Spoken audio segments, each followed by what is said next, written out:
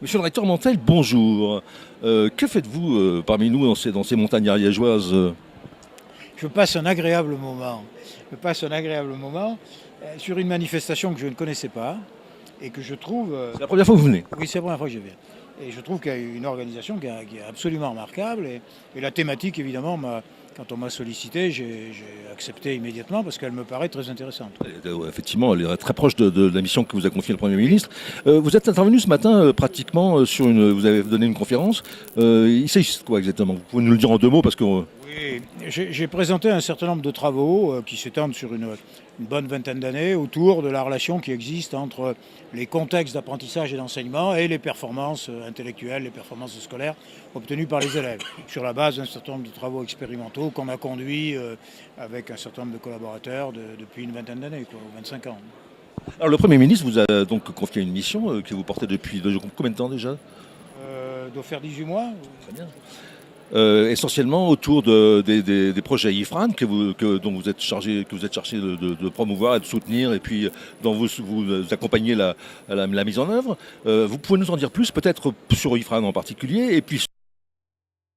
Alors, le projet IFRAN, c'est un appel d'offres qui vise à lier les chercheurs, le monde d'éducation, les entreprises, dans le cadre du numérique, dans sa relation à l'éducation, ou dans le cadre de l'éducation et sa relation au numérique, enfin, ce qui est pas tout à fait équivalent, mais il y a quand même presque une symétrie. Et donc, le but d'IFRAN, au départ, il ne s'agissait pas de faire un appel à projet. Au départ, il s'agissait de faire un travail de prise de conscience de la relation susceptible d'exister entre numérique et éducation.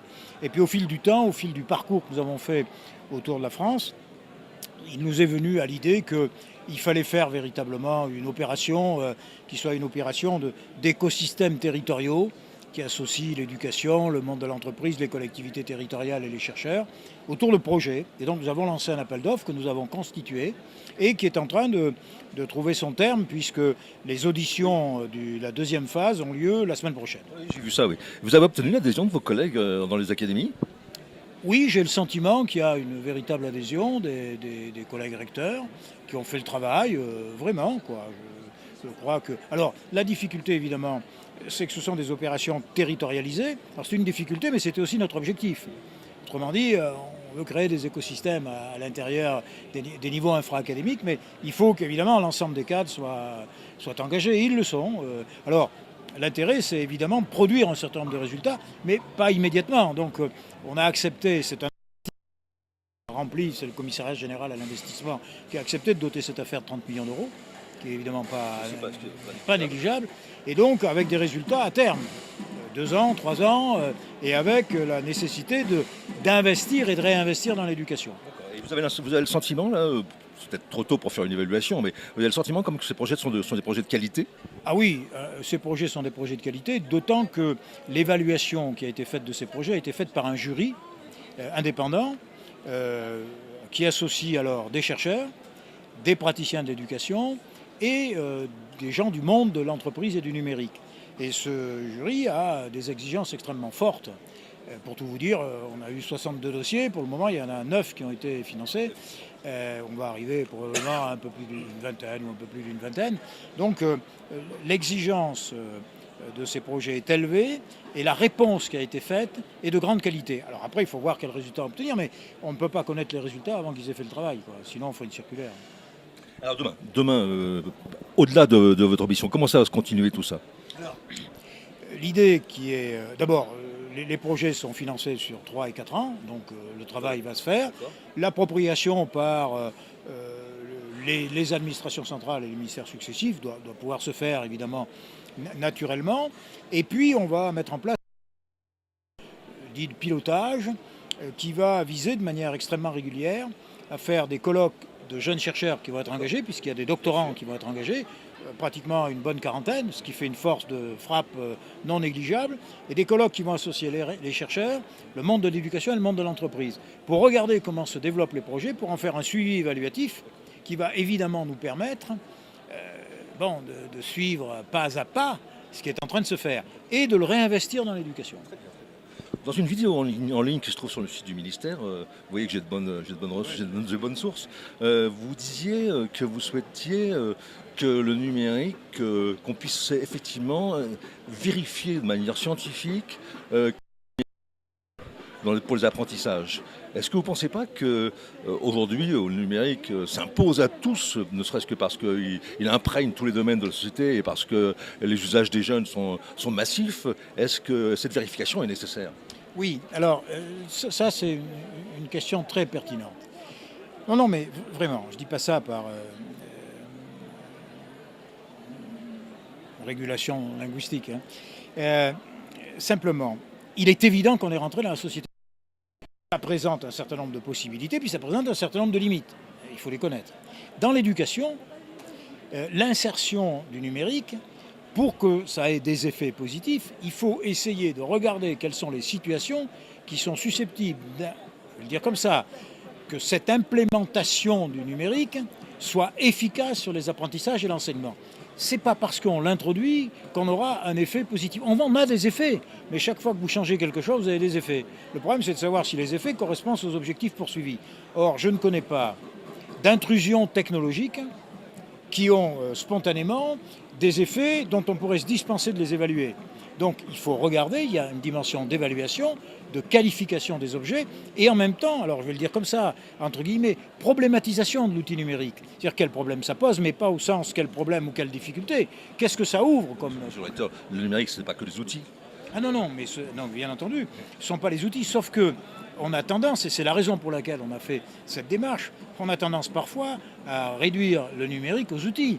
Moi, dans mes conférences à travers la France, j'ai posé le problème de la société numérique, avec les implications qui existent, c'est-à-dire la protection des données personnelles, la capacité en effet à avoir une éthique importante, il y a des problèmes juridiques, il y a des problèmes... Donc c'est quelque chose qui est en train de bouleverser l'ensemble des comportements individuels et collectifs. Et de ce point de vue-là, il faut armer, non pas les gens au numérique, mais il faut armer à la société de demain. Et alors, dans cet univers-là, quelque chose de très important, c'est que nous ne connaissons pas le contenu des métiers de demain, mais nous commençons à percevoir quelles compétences ils vont réclamer.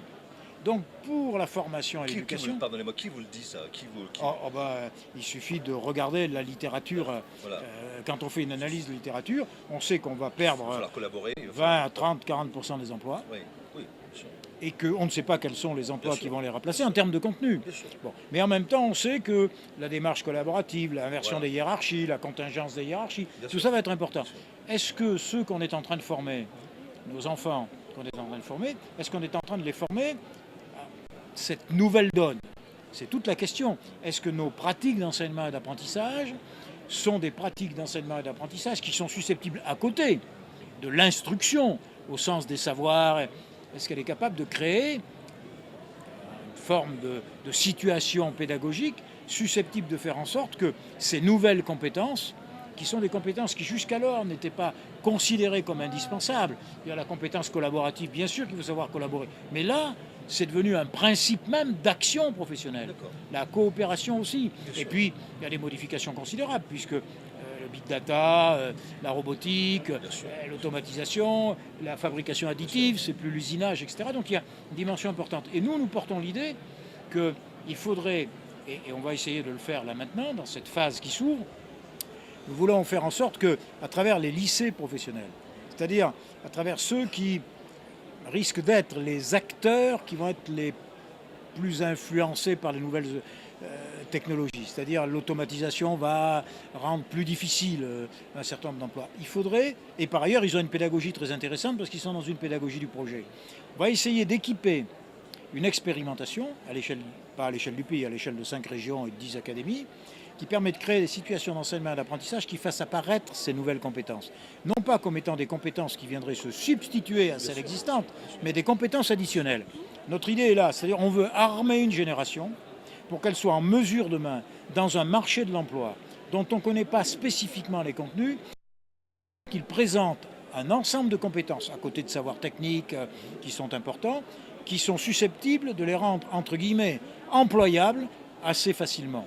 Et de telle sorte à ce que ça devienne en quelque sorte un modèle qui soit transférable à d'autres formations, les formations générales, les formations supérieures, etc. Alors, on ne nous a pas attendu pour réfléchir à tout ça, évidemment. Simplement, on est en train d'essayer de faire une formalisation de nature expérimentale à une grande échelle, un peu sur le modèle de ce que fait Esther Duflo dans sa problématique de la grande pauvreté, là où elle expérimente.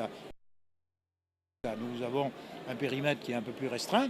Et donc, c'est pour répondre à votre question sur savoir si on a besoin de qualifier le numérique. Non seulement on a besoin de qualifier le numérique au sens savoir qu'est-ce qu'il génère, mais on a besoin d'anticiper sur ce qu'il va générer. Et ce dont on est sûr aujourd'hui, tous les experts s'accordent là-dessus, alors les pourcentages sont différents, c'est qu'on va avoir en quelque sorte une création-destruction. Et qu'on ne va pas avoir immédiatement...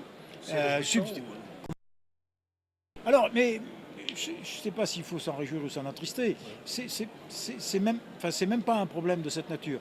Je crois que c'est l'évolution technologique, le progrès génère des modifications comportementales. À nous de les anticiper. Étiez-vous présent hier soir à la conférence inaugurale sur table ronde?